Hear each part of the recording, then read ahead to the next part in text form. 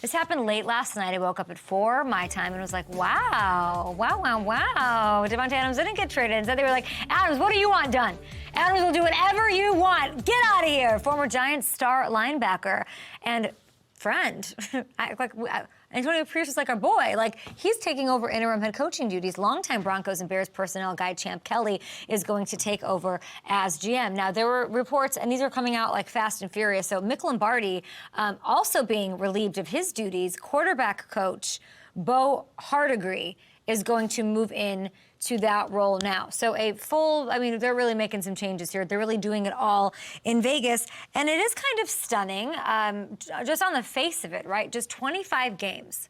25 games into this new regime after Mark Davis preached nothing. What did he say? All opposite. Patience. Let's be patient. Everybody be patient. Samuel L. Jackson, Jurassic Park, hold on to your butts. That was the energy that man was giving. This man, you can tell me what energy you think he gives over at Up and Adams Show. I think when you peel back the layers of this, it makes sense, and I'm going to give Davis credit for recognizing it wasn't working. He probably did a tough decision to make. And he did it before things got even more dysfunctional. When you have teams like the Bears making trades because they're already thinking about how do we get a step ahead in next year's situation when we have 110 plus. We got to get ahead of things on this roster. And when you see things like that happen on a Monday night game, bright lights and so on. By the way, and we don't celebrate firings. It's awful. There's humanity brought to the situation. But real quick for Antonio Pierce, I just love this for him. I love that. He gets to go. We had Daniel Jones on yesterday. Like, I think I'll play. Okay, well, you're going to face Antonio. You don't think he can Jeff Saturday this thing up?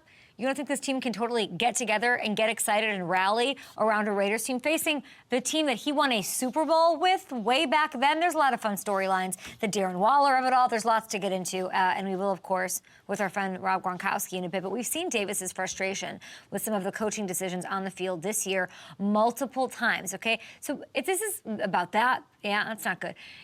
Never in the mock turtleneck. I don't know. I would get makeup all over that thing. Can you imagine?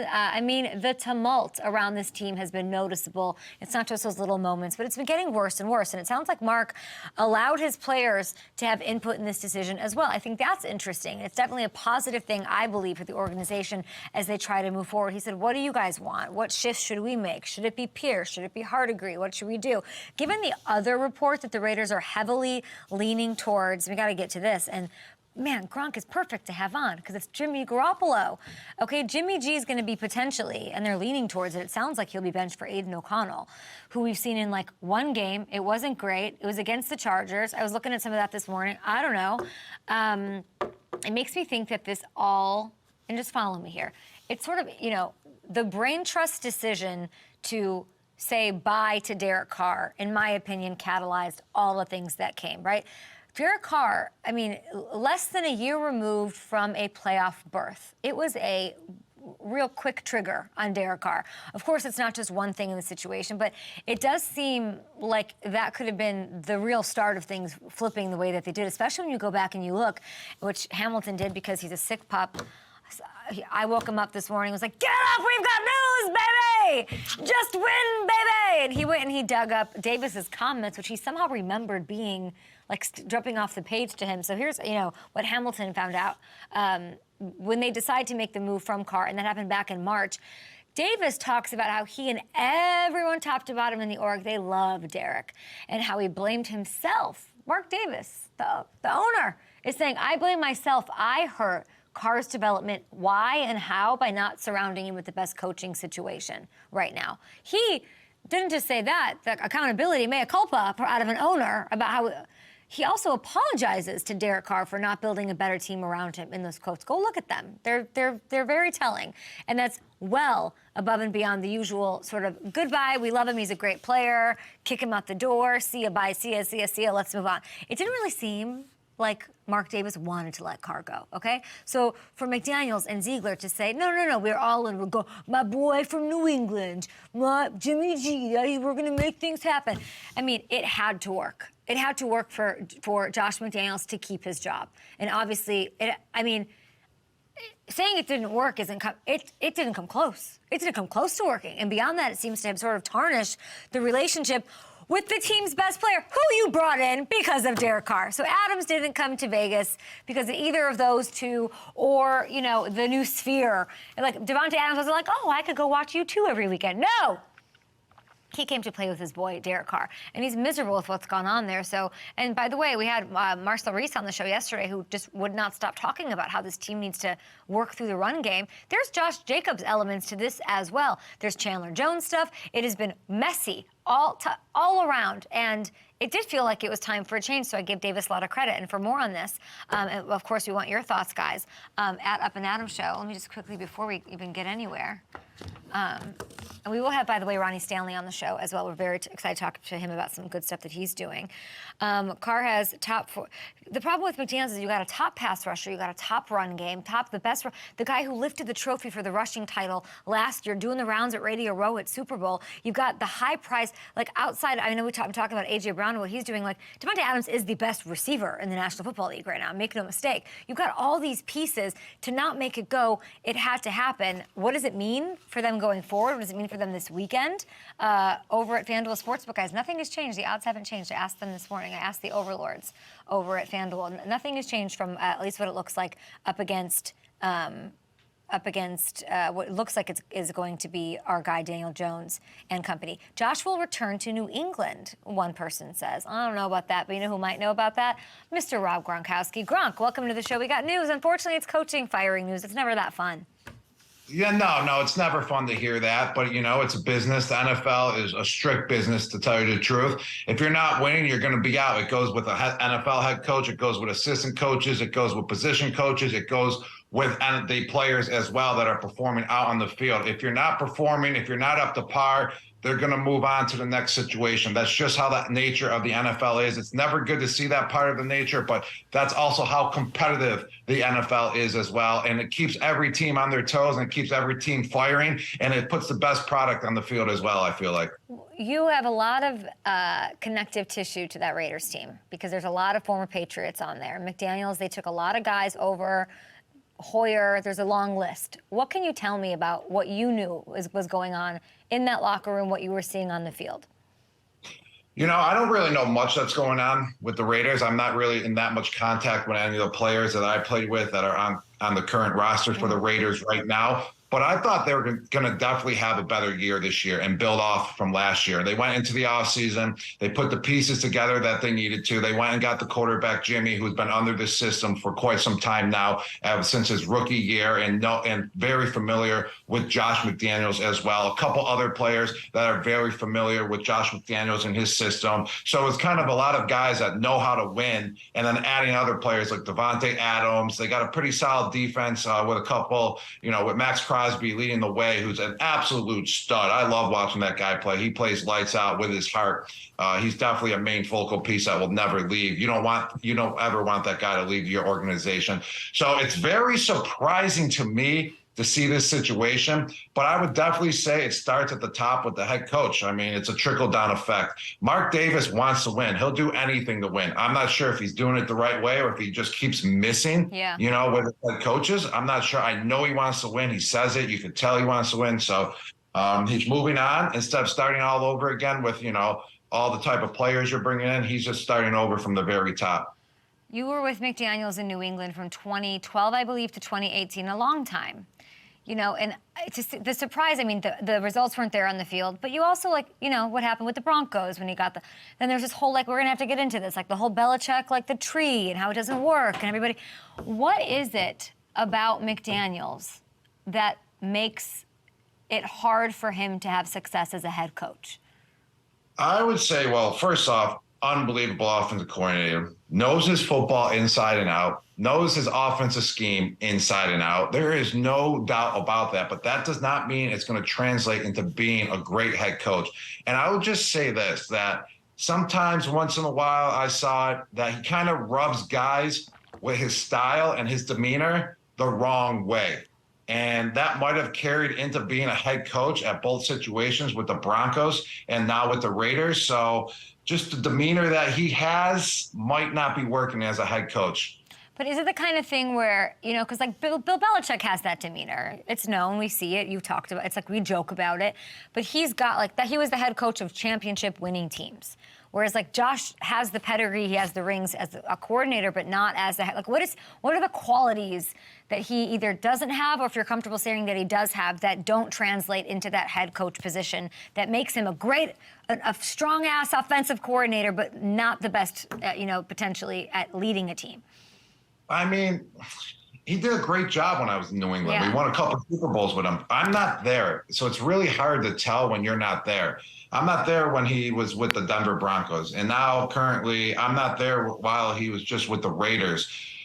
I would say his demeanor and style definitely worked under Coach Belichick while he was the offensive coordinator. He definitely got the attention of all the players. He got the details of what everyone needed to do. But, it wasn't like, oh, we're going out there to play for Coach McDaniels. We're going out there to play for the organization. They'll go play for Coach Belichick, who's leading the way.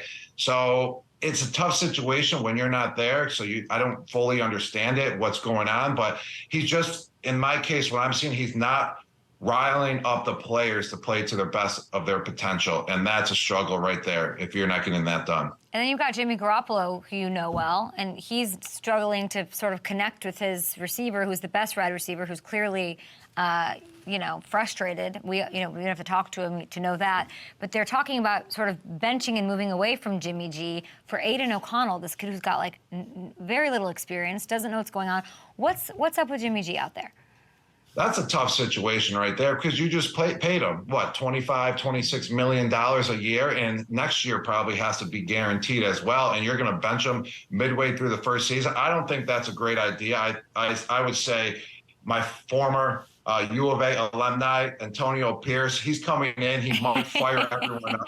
Yeah. Yes, they're down Arizona. No doubt about that. I actually got something we can talk about with Arizona this weekend. But Antonio Pierce may fire up the guys. He may fire up Garoppolo. I'm actually very surprised he's struggling to this degree. I mean, he knows the system, knows McDaniels, knows what he was getting into when he signed. They got Davante Adams around him. They got the tight ends as well, in a veteran and a rookie who's not bad. You got Josh Jacobs. It was mind-blowing to me that they're struggling this bad. They had 160-something yards, somewhere around there last game on Monday night. That's not going to get the job done at all. I don't know why he's struggling either, because he when he was with New England, he got the job done. He's not the quarterback that's going to drive you down the field with absolutely no one on the roster, but he's a quarterback that's going to manage the game well with the pieces around him, and he's not doing that as well either. So there's something in that organization that's not firing up these players to go out and play. The only guy that is Maxx Crosby once again. That guy's on fire every week, no matter who his coach is going to be, but there's no one else that's fired up to play, and that's a situation that's got to change. And obviously Mark Davis started his job. Josh McDaniels. Davante Adams looks fired up to play. He looks fired. He just looks fired up, and the unhappiness is sort of shining through because he's not getting the ball. What does Jimmy Garoppolo might be benched.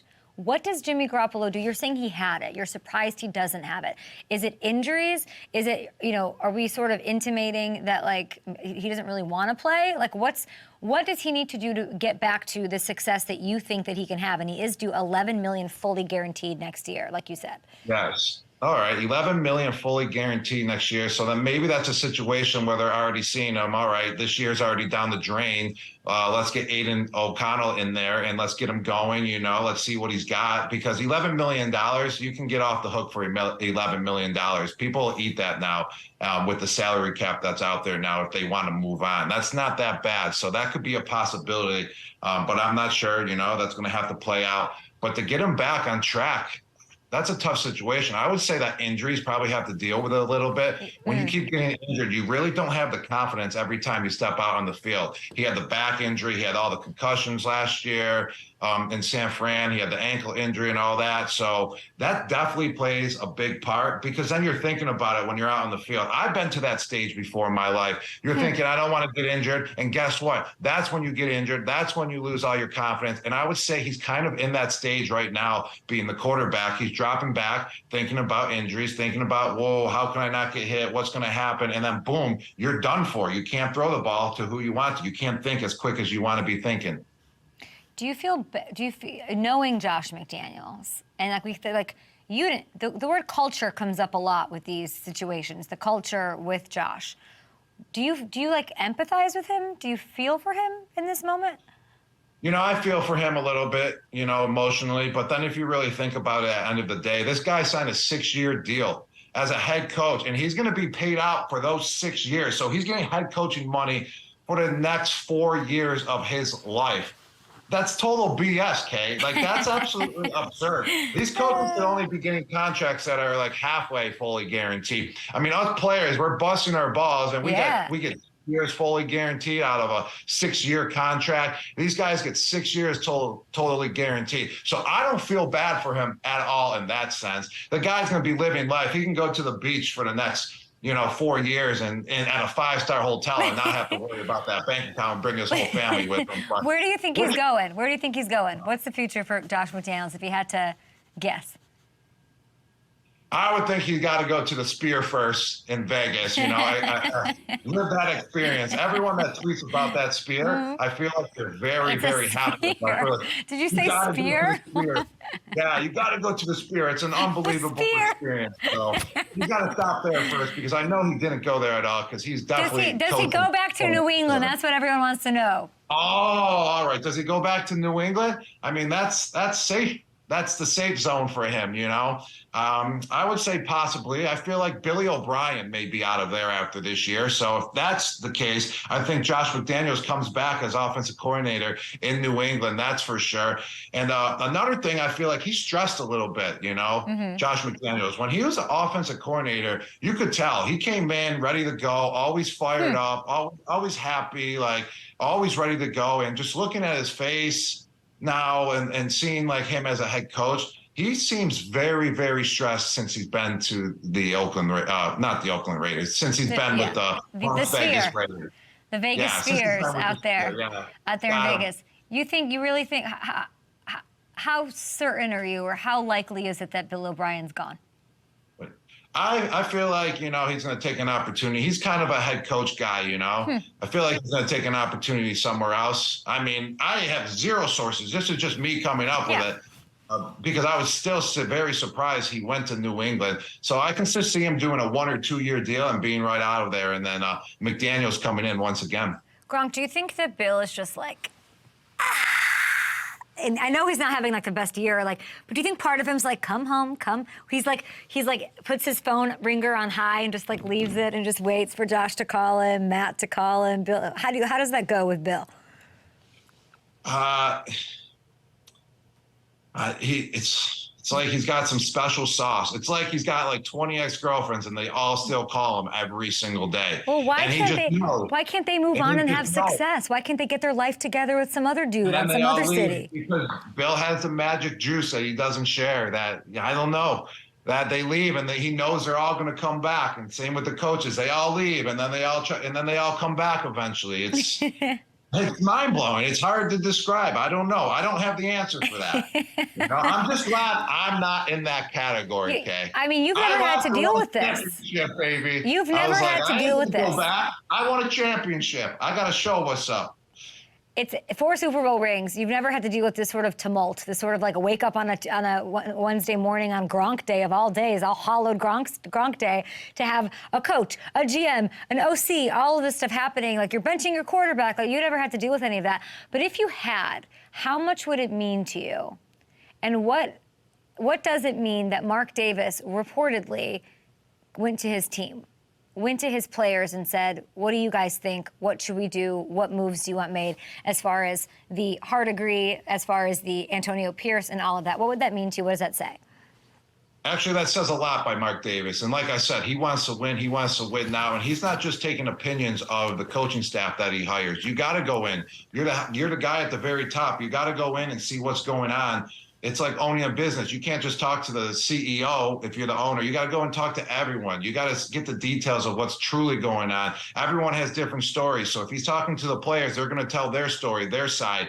So it's very cool of Mark David. It shows he cares. It shows he cares about the opinions of everyone in the organization, and he's going to do what's best to get that organization back on track. So I respect him for going to the players as well and asking them for their opinion on what should be done and what they want to see be done and who they want as the next head coach. And Antonio Pierce, I think, is a great intern coach for sure. I think they're going to win some games under him. They're going to be fired up. Do they win against the Giants? It's the team he won a Super Bowl with. You know Antonio Pierce. I know Antonio Pierce. We saw Jeff Saturday last year get this Colts squad on a win. That's, you've never experienced it because you just, you lived a nice charmed life for a long time in the NFL. But this stuff happens and guys get juiced, like you're saying, and it pulls together. If you look over at FanDuel Sportsbook, Gronk, they told me this week, I was texting at like 4 a.m., Raiders-Giants, the spread hasn't changed at all. It's still Raiders -2.5, which is interesting. But speaking of FanDuel, Gronk, we've got an odds boost for Thursday Night Football to share right now. So let's move on from this. Gronk odds boost.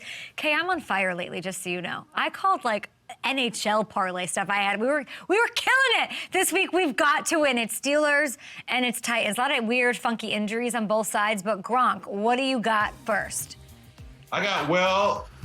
Thanks for watching. Subscribe here to get the latest Up and Adams content right on YouTube.